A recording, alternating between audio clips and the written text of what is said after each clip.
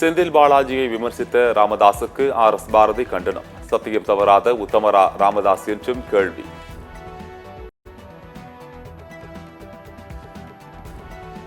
India வந்துள்ள Jamaica பிரதமர் wholeness இந்திய பிரதமருடன் சந்திப்பு. இந்தியா ஜமைக்கா இடையிலான உறவு குறித்து பிரதமர் மோடியுடன் பேச்சுவார்த்தை.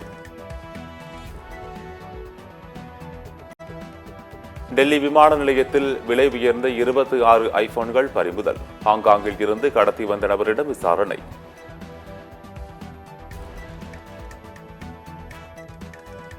கோவை, நீலகிரி உள்ளிட்ட 4 மாவட்டங்களில் இன்று கனமழைக்கு வாய்ப்பு. வானிலை மையம் தகவல்.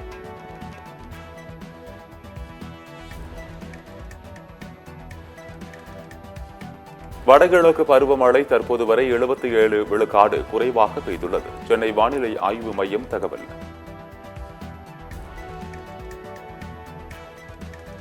நடிகர் ரஜினிகாந்திற்கு அடிவயிற்றுக்கு அருகே ஸ்டென்ட் பொருத்தம். நலமுடன் இருப்பதாக அப்பல்லோ மருத்துவமனை நிர்வாகம் தகவல்.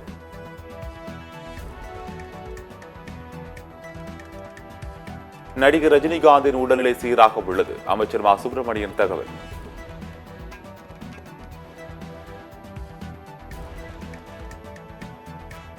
பத்து, 11 மற்றும் 12ஆம் வகுப்பு துணைத் தேர்வு மதிப்பெண் சான்றிதழை வருகின்ற 4ஆம் தேதி பெற்றுக் கொள்ளலாம். அரசு தேர்வுகள் இயக்ககம் அறிவிப்பு. தாமிரபரணியில் கழிவுநீர் கலந்த விவகாரம். மாநகராட்சி ஆணையர் வீதி வீதியாக ஆய்வு. 10 விழுக்காடு வாக்குகளை இழந்துவிட்டோம், அதனை மீட்க வேண்டும். அதிமுக IT விங் ஆலோசனை கூட்டத்தில் EPS பேச்சு. வக்பு சட்டத்தில் பல முரண்பாடுகள் உள்ளன. மனிதநேய மக்கள் கட்சி தலைவர் ஜவாஹிருல்லா குற்றச்சாட்டு.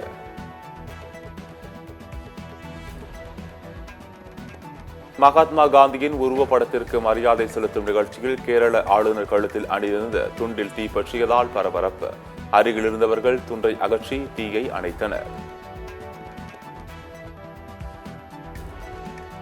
இலங்கை அரசோடு மத்திய அரசு இணக்கமாக இல்லாத காரணத்தினாலேயே தொடர்ந்து தமிழக மீனவர்கள் சிறைபிடிக்கப்பட்டு வருகின்றனர். புதுச்சேரி முன்னாள் முதலமைச்சர் நாராயணசாமி குற்றச்சாட்டு. கோவை அருகே பவானி ஆற்றில் ஏற்பட்ட திடீர் வெள்ளப்பெருக்கு. வெள்ள நீரில் அடித்துச் செல்லப்பட்ட ஒரே குடும்பத்தைச் சேர்ந்தவர்களை மீட்ட பொதுமக்கள்.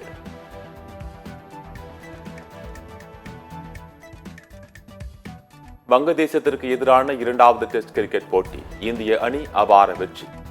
2-0 என்ற கணக்கில் தொடரை முழுமையாக கைப்பற்றியது.